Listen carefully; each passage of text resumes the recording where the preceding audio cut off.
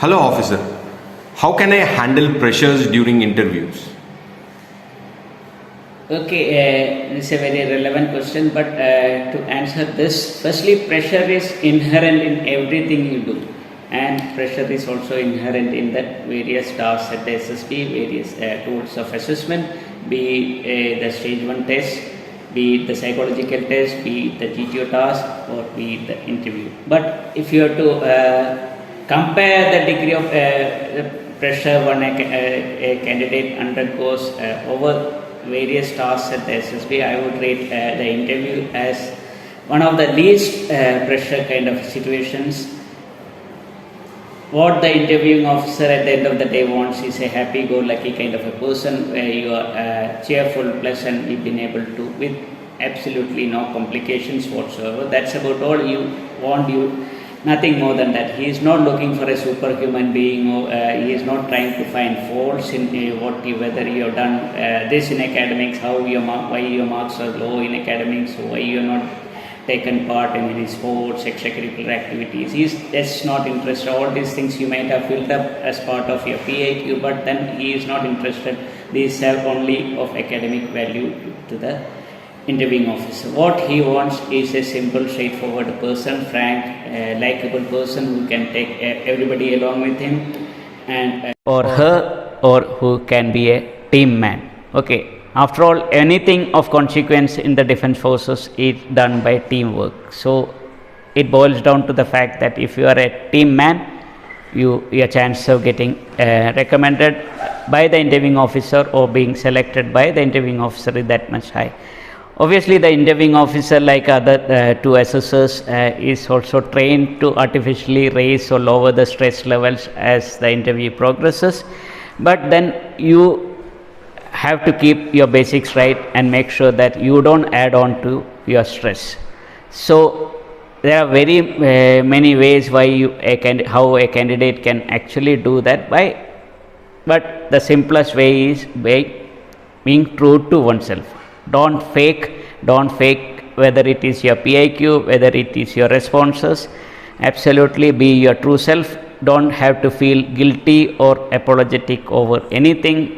Remember, you have every reason to be to aspire to become an officer like anybody else in our country. So there is, to that extent, you don't have to feel guilty. You don't have to feel guilty about what you have done in your life so far, whatever little you have life you have experienced, be it in the field of academics, be it in the field of sports, be it in the field of extracurricular activities. Nothing should make you feel guilty. Okay, only thing what we expect, or what the interviewing officer expects from a candidate, is an objective analysis of whatever he or she has done in the little span of life. And this objective analysis, if you have been able to carry out before your interview, you would be able to make an impact with the interviewing officer. Okay, and beyond that, obviously, the interview, when you talk about the interview, it has various parts. I will not get into how the structure of the interview per se, but then more or less from my experience, I can say that basic drawback in a candidate is that they fail to listen. They are always in a hurry to respond, so that they are not able to communicate well, they are not able to express themselves well, and they tend to speak unduly fast, they become verbose, they tend to go on a tangent. All this could be avoided provided you listen, and listen better. Register the questions in your mind, thereafter take a deliberate pause to gather your thoughts, and once you are ready with your answers, start answering or responding to the questions. So that way there will be greater clarity in your responses, and the quality of your responses would also enhance. And if you follow the basics, you would be able to get rid of the unnecessary stress associated with any testing process. When it comes to the interview, the basics are being properly groomed, properly attired, being punctual, be smart, have a proper haircut, proper shave, wear a proper tie, proper shoes, Same thing goes with women candidates. Be attired to suit the occasion and be your pleasant, happy, go, cheerful self.